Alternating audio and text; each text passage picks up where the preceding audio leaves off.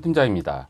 자, 이번 영상은 상거래 채권의 경우에 채권 관리를 어떻게 진행을 해야 되고, 그리고 또 채권의 시효 관리를 어떻게 진행을 해야 되는지, 그리고 또 미수 채권이 발생이 되어졌을 때 어떤 식으로 해서 돈을 받을 수가 있는지에 대해서 간략하게 살펴보도록 하겠습니다.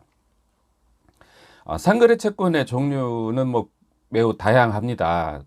이 민사채권의 이제 대여금이라든가 이런 종류의 채권하고는 좀 달리 경제생활하고 상당히 많은 관련이 있기 때문에 그 상거래 채권의 이제 종류에는 예를 들어서 물품대금이라든가 공사대금, 또 제조업에 해당되는 부분, 용역비, 그다음에 인건비, 여러 분야에 걸쳐서 분포가 되어져 있습니다. 그러면 이 상거래 채권 같은 경우는 민사 채권의 경우에는 판결문이 있을 경우에는 통상적으로 시효가 10년에 해당이 되겠지만, 이 상거래 채권 같은 경우는 단기 소멸시효에 해당이 됩니다.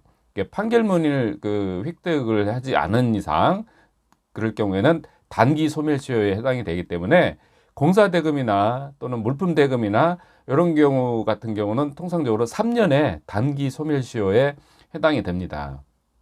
자, 그러면 우리가 보통 이제 사업을 진행을 하는 경우에 물품 대금, 물건을 납품을 하고 그 대금을 이제 나중에 결제를 받을 텐데, 그 결제한 날로부터 미수금이 발생이 되어졌다라고 한다 그러면은 3년 이내에 어떤 법 조치를 취해 놓지 않았을 경우에는 단기 소멸시효로 인해서 소멸이 되기 때문에 나중에 3년이 지난 이후에 소송을 제기를 해도 상대방인 채무자 쪽에서 소멸시효를 주장을 하게 되면은 패소하는 경우가 많습니다.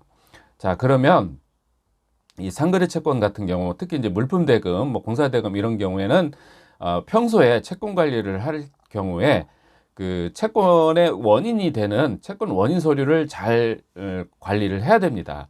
예를 들어서 견적서라든가 계약서라든가 세금 계산서라든가 이런 내용들을 잘 보관을 해놓고 있어야 나중에 문제가 생겼을 때 그 원인 서류를 가지고 지급 명령이라든가 이렇게 이제 소송 행위를 진행을 할 수가 있기 때문에 평소에 그 원인 서류를 잘 보존 조치를 해놔야 됩니다.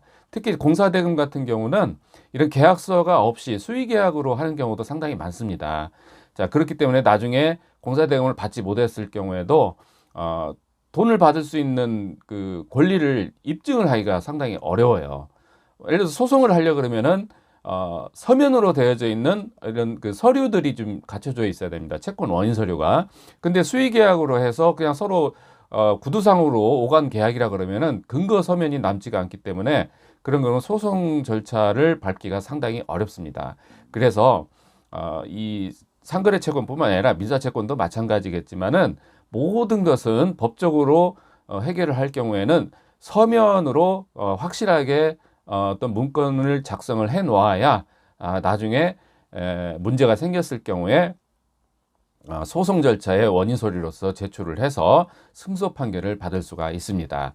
자, 그래서 가장 좋은 거는 미수 채권이 발생이 되지 않는 게 이제 가장 최선의 방법이겠고, 근데 이제 사업을 하다 보면은 어떻게 보면은 어쩔 수 없이 또 미수 채권이 발생이 될 수도 있습니다. 자, 그런 거를 대비를 하기 위해서라도 평소에 채권 원인 서류를 잘 보존을 해서 관리를 하고, 시효가 임박했을 때는 하루빨리 채권 추심 절차에 착수를 해서 돈을 회수하는 그런 절차를 밟아야 됩니다. 자, 그래서 오늘은 상거래 채권에 대해서 간략하게 알아보았습니다. 감사합니다.